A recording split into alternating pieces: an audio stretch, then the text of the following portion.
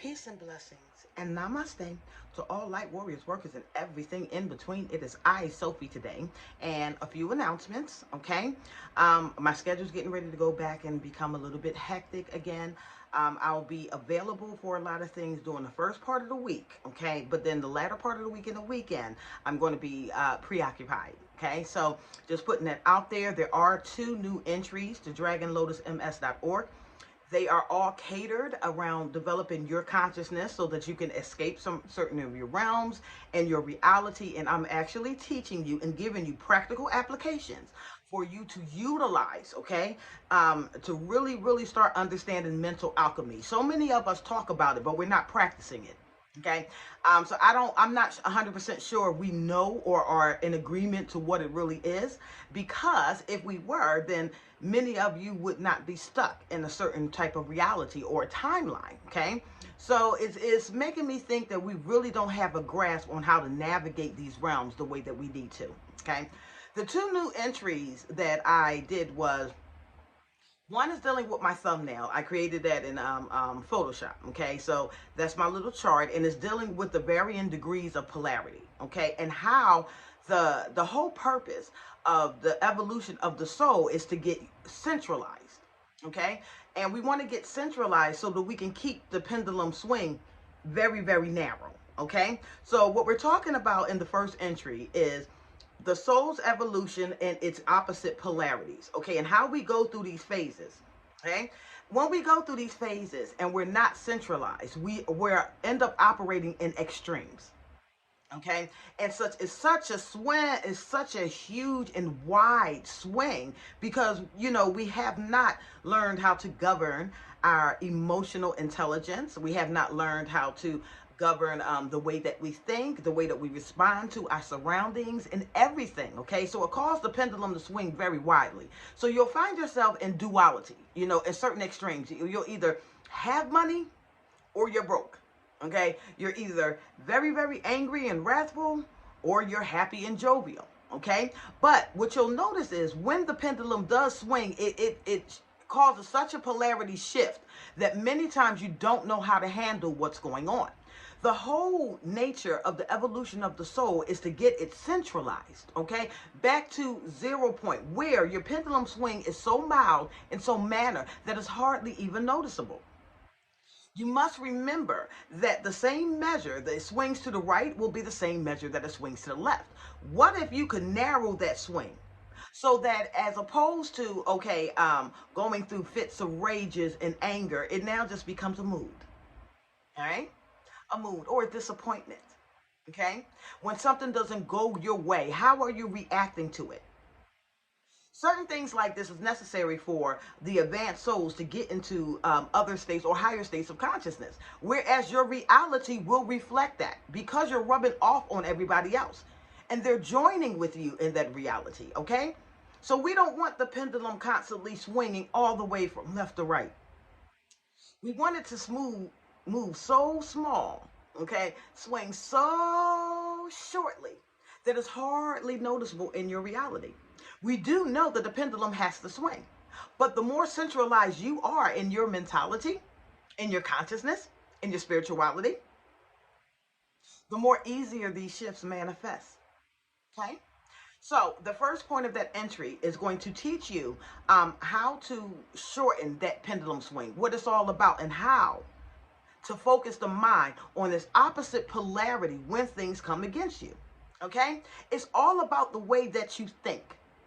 All right, we're talking about, we wanting to, escape certain realms or rise above it, or, escape the matrix and all of its workings and do it.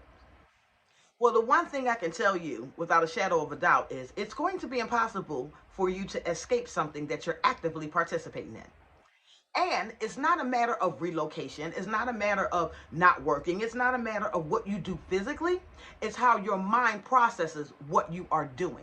Case in point, 2 polar opposites, right? I'm going to give you this. Say one is stating, in order for me to be successful, I got to disconnect. I don't need the job. I got to get away from everything, okay? And he's looking at it like working, or contributing to society, better yourself schools or anything like that, as being part of the matrix program. Okay, so that's one polarity. Now, on the opposite polarity, you may have some that is thinking, this is my contribution to this realm. Okay, so me working and how I'm going to change this from the inside out. Me going out, me getting educated, that's going to cause me or open up opportunities for me to do my own thing and be accredited in it. Okay, not saying that you have to go to school, because most of us are self-scholars anyway, especially if you're an avid reader, a studier of anything. Did you know that it only takes like working or writing like 3 to 4 real good books for you to be considered an expert in your field?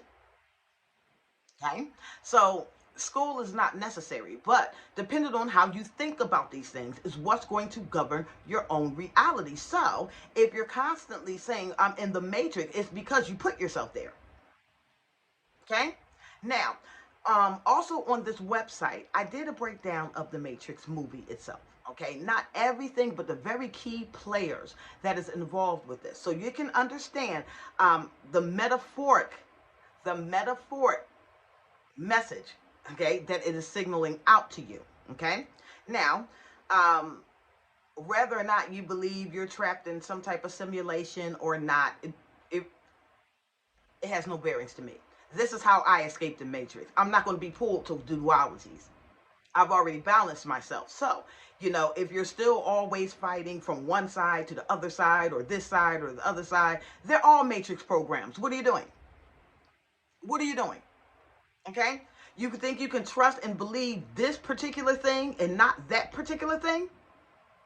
It's all in this realm. It's all been given to you. Why are some particular things so successful? When we start realizing and using logic in this, you'll see it all play out. It doesn't make sense to you. There has been duality on this realm since the beginning of time. You got colorism, you got races, you got genders fighting, you got politics, Democrats and Republicans fighting. You got pro-choice and anti-abortion. You got all of these things that are designed to keep you trapped in that mindset, because as long as you're in that mindset and focusing on that, you're not doing anything. You're not creating with the universe, okay? You're not being the change that you're supposed to do, supposed to be. And all of this information is already put out there for you. You just have to have the ability to discern your way through it, okay? So I'm going to talk about the characters in the Matrix and what they really, really represent, okay? Because we're going to free the mind. And if you go along this journey with me, you'll find that your reality is a lot easy. You are the catalyst of your own reality based off of your own beliefs. I've said it once, I've said it twice, but now I have to be a living example for everybody. Okay? And other people are living examples of this too. I talk to my friends, they ain't got anything going on. Some of the things you need to ask yourself when you're intaking information coming from here, there, here, everywhere. It's number one, does this idea that's being presented to me actually reflect my reality? Or am I just reading about it? Okay? Ask yourself that. Does it reflect the reality, your day-to-day life that you are experiencing? Or is it something that's being pushed to you? Okay? If you're not experiencing it, why would you dwell on it? Okay? So one of the ways that I was able to escape the matrix was when I started focusing on my own reality. Okay? I wasn't getting soaked up into somebody else's perspective of life and then taking it upon myself to make it my own perspective of life. That's not my perspective of life. Life is good. Okay? The second thing you need to be answering yourself, okay, is this something that has been perpetuated over and over and over and over again? Yes, we have truth tellers. Yes, we have conspiracy theorists. Yes, we have whistleblowers and all of those things. But guess what? It just didn't start this year. I've been on this track. And I think I discovered my first conspiracy theory when I was in my early 20s. Okay? And then I read a book called Behold the Pale Horse, and it opened up everything for me. But I came to a realization. How does me knowing all of this stuff actually help me grow or affect humanity as a whole? What is it going to do? I mean, I could talk to I'm blue in the face and everybody can get along and agree with me, but you're only just participating because you're listening to what I have to say and trying to cope with your own reality as opposed to changing it. All right. Now, there's a difference between coping and changing something. So I got out of that a long time ago. Whether or not I believe that it's true or false is non consequential. Okay. What is important and pertinent during this time is what I am doing to fix these things, not talk about these things. Okay. We like all the magic, the mysticism, and all of that, but we lack the practicality of the matter. This is how you escape the matrix. I no longer found myself pulled to one faction or the other, to be in a continued state of fear or fight or flight. When I realized that everything that I'm seeing and the things that I'm witnessing, that is being broadcasted to me did not fit or align with my own reality, was the time that I realized it was time to let that go. I want you to consider something. 7 billion, more close to 8 billion people on the earth. 8 billion people on this planet right now, right? We're going to include non-humans too. All right? We have 8 billion souls resting on this planet. What do you think would happen if all 8 billion people started to focus on self, the evolution of their own consciousness? Okay, if they started processing their own realities by what it is, started focusing on what they were doing wrong, what they were doing right, and just strove to be the better version of themselves, would we have anything to point fingers at? No, because everybody would be doing the work. Okay, but the matrix, within the matrix, okay, is equivalent to concentric circles. You might get out one and get trapped in another, get out that one and trapped in another. So in my younger, I got trapped up in all of the conspiracies and things of that nature, and that took all of my focus, and I wasn't developing. I was too busy trying to prove that I was right. So you are. What are you going to do with it? You know what I mean? We escape the matrix when we escape all of the program, not just the ones that we don't like. Do you understand? Okay? Because it's always designed to get you to gravitate to one or the other, hence division. But, but, this is so easily overcome when you are the observer and not the participant. Do you understand? You need to be asking yourself while you're taking in all of this information, okay, how does it apply to my life? What changes am I going to do? What change am I?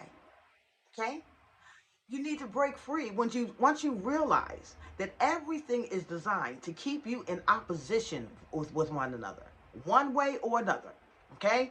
But is it designed to keep you constantly focusing on that very thing that you're trying to escape? Bad news, bad news, bad news, bad news, bad news everywhere. Oh, this is happening there. Oh, that's happening there. Oh, this is happening there. What's happening in your world? Huh? That's what you need to be focusing on. And if every single body focused on what was happening in their own world, then they would transform their selves, their reality, their consciousness, their mindset, and start to reflect that on the people around them.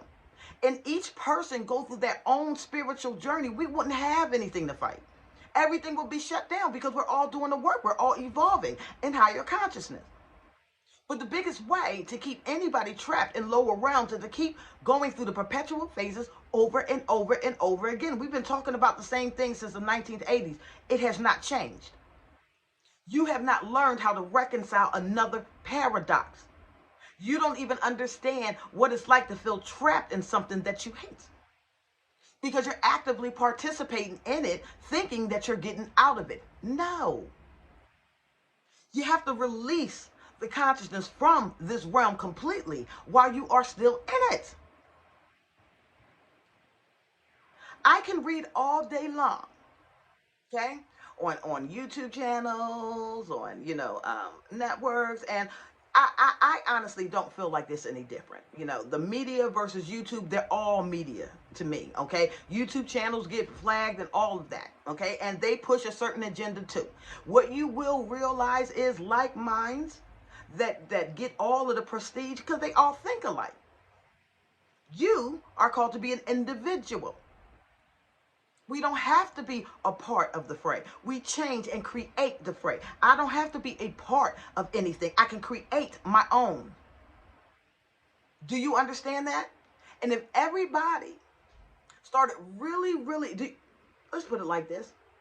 Do you know that we could actually solve over 90% of the world's problems with just minding our own business? Okay? That need to be right, that competitive nature, that we need to take a stand on this against that, or that against this, and realizing that they're both the same wing, two different wings of the same bird, that's a hard reality to come into. But you'll find that when your reality doesn't change and you're still stuck in that, it's because you didn't do the work. Not because everything else. We spend so much time looking and wondering about things outside of ourselves, we don't want to work on the things inside. I guarantee you, when you work on the things inside, it will reflect outside of you. That's all. You know, I was going to go into a long spiel, but I think it's more important that you actually read it. I wrote down some of the characters of the Matrix. The architect, okay? The architect, the master designer, only dealing with algorithms and logic, emotionless, but he is the observer. Okay, hence why the Matrix kept getting revamped over and over and over again. He had no stake in the Matrix, he simply created it. The relationship between humans and the machine became an issue. So we're not even going to talk about the machine. Let's just say an opposing consciousness. So you had two opposing consciousness that goes into battle. Okay? Yeah. You had a character named Morpheus, who was somewhat of a gatekeeper. He can direct the souls to liberation, but only if they're seeking it truly. And Neo never sought it by jumping on sides. Neo never sought it by fighting anything. He sought it only because something didn't feel right to him. Okay? And he wanted to be the change. All right? Now, you also have the Oracle. The Oracle's resting between two realities. She's in the Matrix, and she's also out above the Matrix. She's the one that implemented free will and unconditional love in that equation, causing an anomaly. The anomaly that shifted the entire Matrix itself. And she didn't fight anybody. Do you understand? All she did was develop the conscious mind. Those that were sent to her, she taught them how to maneuver through it and ascend to higher levels of consciousness so that they can be the influence within the Matrix that completely shuts it down and revamps it. Okay? Then you had two factions. You got Neo and you got Agent Smith. Both want out. But they want out in two different ways. One wants to cause a virus and spread by implementing cloning and groupthink. That's exactly what's going on with you guys. And why I keep pushing the importance of individual thought. It's a conundrum. You can't have free will and groupthink. You can be a part of a collective as an individual participating and helping the collective without actually having to think and do and be exactly like the collective. But you have those of us out here that feels like the only way that you're part of the collective is if you think like us. Hive mind mentality is an anti-free will, anti-freedom. Okay? So you had one doing it that way, and then you had Neo, who had to unplug from the whole thing altogether and relearn everything. Relearn everything. But his mind thinking wasn't matrix bound. It was expansive. So therefore, not only could he maneuver through the matrix, but he can change it at will. Understand me. Understand me. Okay? There's a lot of esoteric wisdom in here. Okay. Now, if you think that it's literal, okay, go for it. But I know when I cut myself, I bleed. I'm organic. Okay. And the things around me is organic. Okay. So chances are, if you do believe, that you are in a simulation, you trapped yourself there by the way that you think. The only way to escape any and all of this is by evolving your consciousness. And once you tap into God consciousness, you are now co-creator.